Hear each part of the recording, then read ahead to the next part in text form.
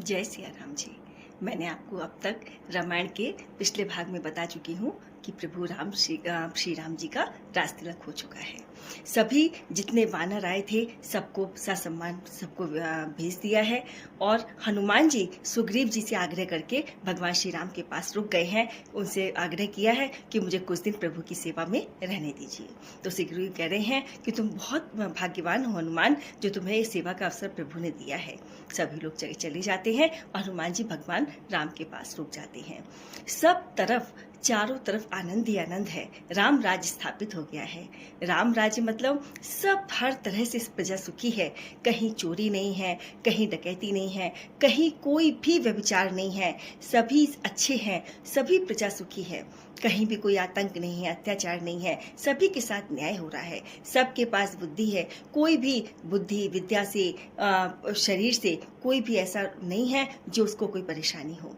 भगवान की कृपा सभी पर है और सभी को अपनी सुरक्षा में रखे हुए हैं। जो भगवान को देखता है भगवान की स्तुति करने लगता है। एक दिन भगवान ने हनुमान जी से कहा कि चलो सभी भाइयों के साथ हम वन में घूम के आते हैं। तो सभी के साथ वन में घूमने जाते हैं।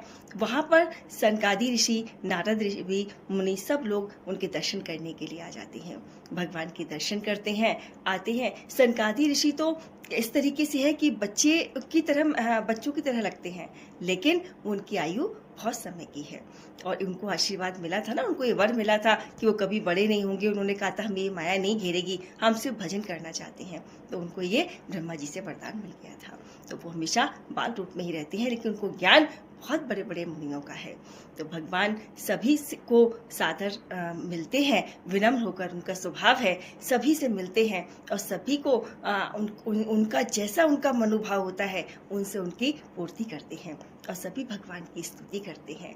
इस तरीके से नारद मुनि, सनकादि ऋषि अपने अपने कार्य को पूरा करके भगवान से ज्ञान लेकर और अपने ब्रह्मलोक को चले जाते हैं। इधर भगवान राम के 2 पुत्र हुए हैं, लव और कुश। उन 2 पुत्रों के नाम है। सभी भाइयों के 2-2 पुत्र हुए हैं। सभी तरह से सीता मैया भी अपने बिल्कुल जैसे संसारिक स्त्री के रूप में हमेशा ऐसे रहती है जैसे कोई है ही नहीं। उनमें दैवीय उस शक्ति का बिल्कुल भी वो अपने ऊपर प्रभाव नहीं आने देती है और साधारण एक नारी की तरह अपना जीवन व्यतीत करती है। इस तरीके से भगवान के राज में सभी प्रकार से प्रजा सुखी है। अयोध्या राज तो ऐसा है कि अयोध्या को देखकर सारे कष्ट, दुख, दरिद्रता सब दूर भाग जाती है और मोक्ष की प्राप्ति हो जाती है। इसी तरह से